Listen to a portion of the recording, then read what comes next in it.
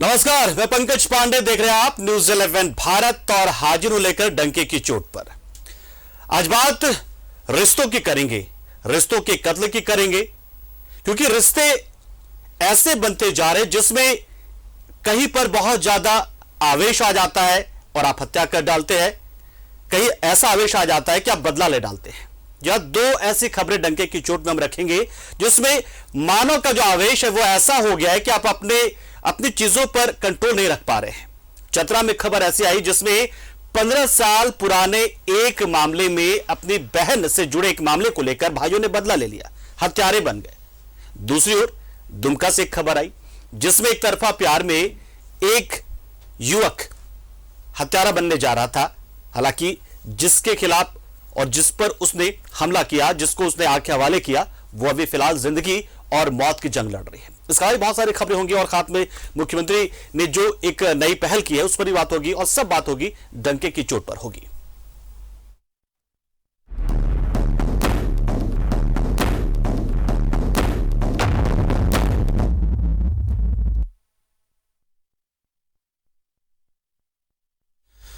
चतरा के सिमरिया में एक सनसनीखेज मामला सामने आया जहां करीब 15-20 साल बाद भाइयों ने बहन की हत्या का बदला लिया। तीनों भाइयों ने मिलकर एक आरोपी को मौत के घाट उतार दिया है। बक्सा जंगल में अब एक सिरकटी लाश मिली। उस मामले में पुलिस ने यह बड़ा खुलासा किया कि यह हत्या किसने की, क्यों की। साथ ही तीनों आरोपी भाइयों को गिरफ्तार भी कर लिया है। बहन की रेप के बाद हत्या के 15 साल बाद बदला। बहन से दरिंदगी का बदला लेने के लिए हत्यारे बने भाई। तीनों भाइयों ने मिलकर आरोपी को उतारा मौत के घाट। चतरा में रेप के बाद बहन की हत्या के 15 साल बाद तीन भाइयों ने मिलकर बदला लिया और एक आरोपी को मौत के घाट उतार दिया। झारखंड का बदलापुर। 15 साल पहले रामगढ़ के घाटों में हुई थी बहन की हत्या। भाइयों को था बालेश्वर रजक पर हत्या करने का शक। हत्या से पहले रेप करने का भी था तीनों भाइयों को शक। तीनों भाइयों ने मिलकर बालेश्वर रजक को उतारा मौत के घाट। सिर को धड़ से अलग कर बक्सा जंगल में फेंका शव। 14 अगस्त को बक्सा जंगल में मिला था सिर कटा शव। इनका ऐसा मानना था कि 15 से 20 वर्ष पूर्व इनकी बहन की हत्या घाटों में हो गई थी और उसमें से ये जो मृतक है वो उसमें उन अभियुक्तों में से एक था जिस पर कार्रवाई नहीं हो पाई थी। तो इनको अचानक से ये मौका मिला तो उस घटना का बदला लेने के लिए ऐसा किया गया।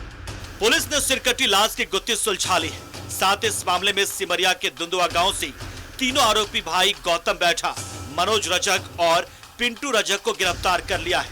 इतना ही नहीं, आरोपियों की निशानदेही पर अमानत नदी से सिर को भी बरामद कर लिया गया है। पुलिस की माने तो तीनों भाइयों ने अपनी बहन के साथ हुई दरिंदगी का बदला लेने के लिए रामगढ़ के मांडू थाना क्षेत्र के बेंगाबाद के रहने वाले बालेश्वर रजक के सिर को धड़ से अलग कर दिया और धड़ को बक्सा जंगल में फेंक दिया, जबकि सिर को अमानत नदी में काट दिया।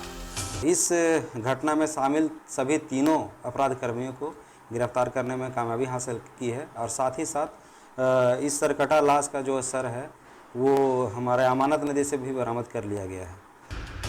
पुलिस ने भले ही सिरकटी लाश की गुत्थी सुलझा ली है, लेकिन 15 साल पहले अगर पुलिस ने लड़की के साथ दरिंदगी की घटना की संजीदगी से जांच की होती तो शायद आज ये तीनों भाई हत्यारे नहीं बनते। वहीं सिर्फ शक के आधार पर भाइयों ने बालेश्वर रजक की हत्या कर दी है। अगर उन्हें बालेश्वर पर शक था तो पहले पुलिस के पास जाना चाहिए था, इंसाफ की गुहार लगानी थी, लेकिन प्रतिशोध की आग ने आज इन्हें सलाखों के पीछे पहुंचा दिया। न्यूज 11 भारत के लिए चतरा से संजय की रिपोर्ट।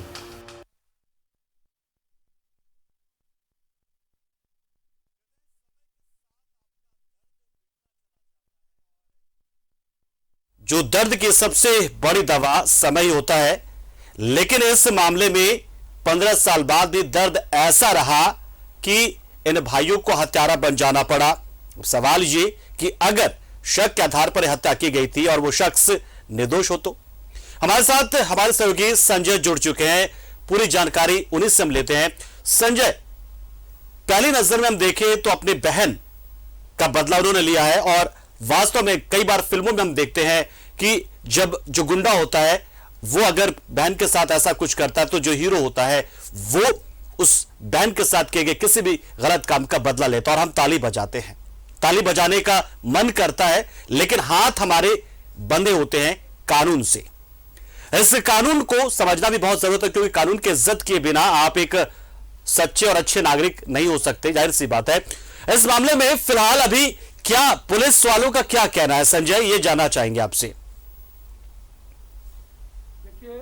ये मामला जो है सिमरिया थाना क्षेत्र के दुंदुआ गांव का है। दुंदुआ गांव की एक लड़की थी जिसकी शादी हुई थी घाटों में, और घाटों में शादी होने के बाद जो है उनकी हत्या हो जाती है, और हत्या होने के बाद जो है उन्हें उनके भाइयों को शक होता है कि बलेसर रजक के द्वारा हमारी बहन के साथ रेप और हत्या की गई है। क्योंकि ये लोग जो परिवार के जो लोग हैं उन लोग सब परिवार के ही लोग थे, लेकिन शक था, लेकिन इनको मौका नहीं मिल रहा था कि किस तरह से इनकी हत्या की जाए।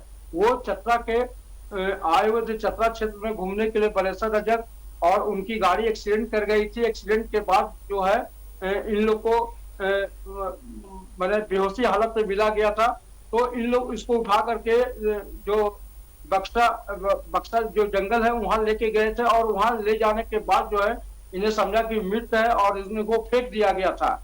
लेकिन उसके बाद फिर इन लोग को तीनों भाइयों को ऐसा लगा कि नहीं, हो सकता है जिंदा होगा, तो फिर इन लोग तीनों भाई अपने घर से कुल्हाड़ी टांगी जो भी इस्तेमाल जो लेकर के गए, और उसके बाद जो है उनकी हत्या कर दी गई। और हत्या करने के बाद जो इनका जो अमानत नदी जो पड़ता है, अमानत नदी में जाकर के इनकी जो सरकटी लाश जो थी, उनको लाश को जाकर के अमानत नदी में उनकी मूड़ी को गाड़ दिया गया, सिर को, और उसके बाद उनके कपड़े उपड़े उतार करके उन्हें इसी तरह नदी में फेंक दिया गया।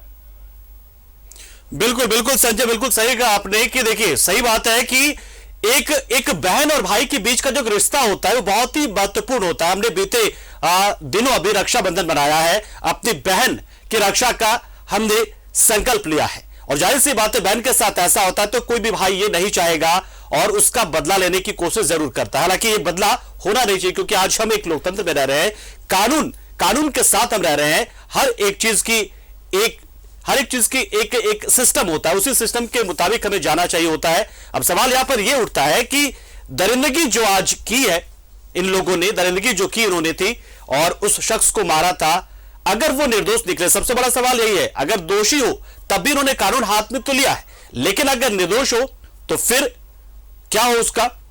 साथ ही एक बड़ा सवाल यह भी कि अगर उस वक्त ये घटना घटी थी और पुलिस ने सही तरीके से इस पूरे मामले की जांच की होती, हर एक शख्स को जिस पर भी शक था अच्छे से पूछताछ की होती, तो आज ये नौबत तो नहीं आती कम से कम।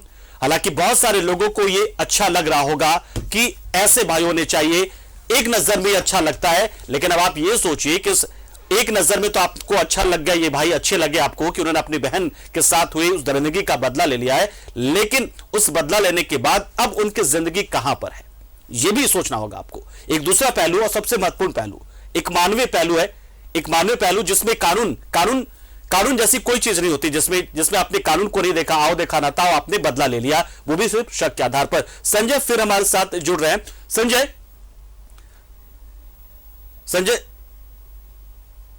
हमारे साथ फिर जुड़ेंगे, संजय से हम जानकारी लेंगे इस पूरे मामले को लेकर।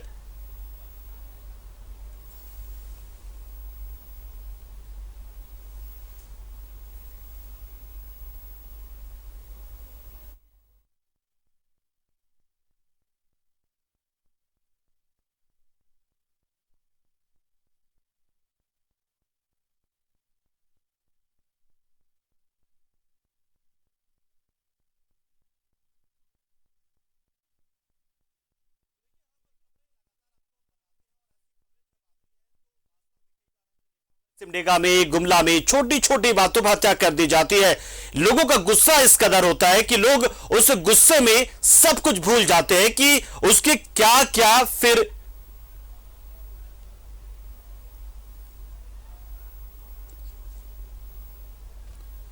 क्या क्या हो सकता है, ये हम भूल जाते हैं, ये सोचते भी नहीं है। और देखिए कुछ वैसा ही हुआ चतरा में भी। हमारे सहयोगी संजय हमारे साथ जुड़े थे, उन्होंने जानकारी दी कि कैसे शक के आधार पर, हालांकि पुलिस को इस बात पर जवाब देना चाहिए कि उस मामले में क्या कुछ हुआ था?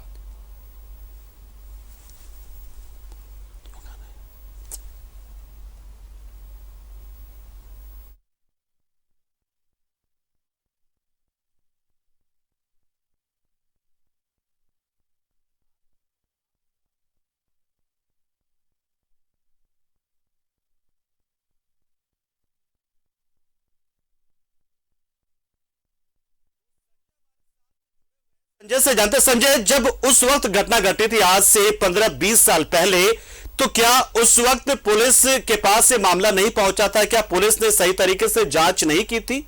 ये भी एक सवाल है संजय। देखिए, ये मामला जो था, ये मामला रामगढ़ घाटों का था और वहां क्या हुआ था ये इसकी जानकारी नहीं है। लेकिन जब ये बालेश्वर रजक की जब हत्या हुई थी, तो हत्या के बाद जो है पुलिस के लिए एक मैंने जिस तरह से कहा जा सकता है, पुलिस के लिए एक बहुत बड़ा समस्या उत्पन्न हो गया था कि आखिर ये हत्या का उद्भेदन कैसे होगा। इसके लेकर के चतरा एसपी एक एसआईटी का गठन किया और गठन करने के बाद जो है पुलिस जब जांच करने लगी कि आखिर बालेश्वर रजक की हत्या किस अथी पर हुआ, तो जैसे ही दुधुआ गांव गए और वहां जब एक पुलिस पूछताछ के लिए गई, लेकिन पुलिस को जब पूछताछ में जब सामने आया तो फिर दो लोगों के, उनके दो भाइयों को भी इसमें पकड़ा गया। और पकड़ने के बाद जो उन्होंने कबूल किया कि जो बहन के साथ जो रेप हुआ था और उसकी हत्या हुई थी, उसको लेकर के हम लोग कई वर्षों से इसकी इंतजार कर रहे थे, लेकिन मौका नहीं मिल रहा था। लेकिन जब ये चतरा क्षेत्र में बालेश्वर रजक आए थे घूमने के लिए, तो उनकी गाड़ी एक्सीडेंट। तो संजय, ये भाई जो कह रहे हैं कि उन्होंने बदला ले लिया है, क्या उन्हें लगा नहीं कि एक पल भी कि वो काम जो कर रहे हैं, जो गलत काम करने वो जा रहे हैं, ठीक है अपने हिसाब से वो सही सोच रहे हैं कि बदला ले रहे हैं, उसके बाद क्या होगा? क्या इसकी ये जरा भी नहीं सोचा था उन लोगों ने कि अब वो सलाखों के पीछे जाएंगे, हत्यारे बन जाएंगे?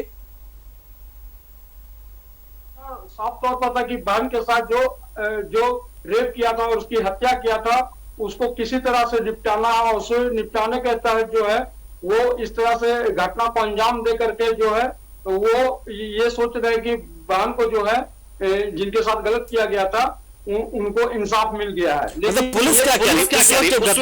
तो क्या सही तरीके से जांच नहीं थी? क्या वास्तव में वो लोग बच गए थे, कुछ लोग जो इस घटना में जिम्मेदार थे रेप और हत्या के?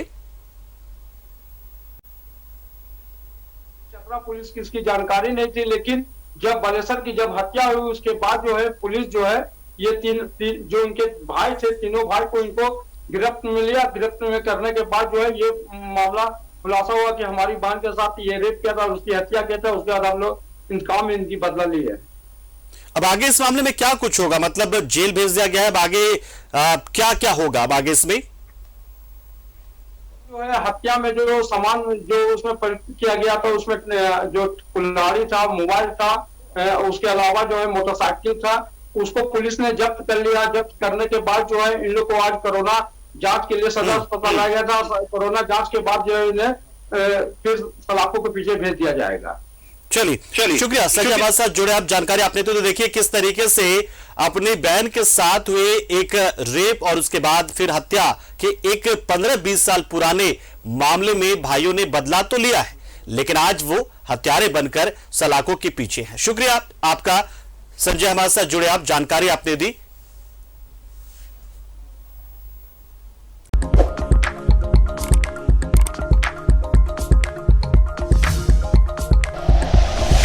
Like and share videos, subscribe करें हमारा चैनल और प्रेस करें बेल आइकॉन। न्यूज़ 11 भारत, सच है तो दिखेगा।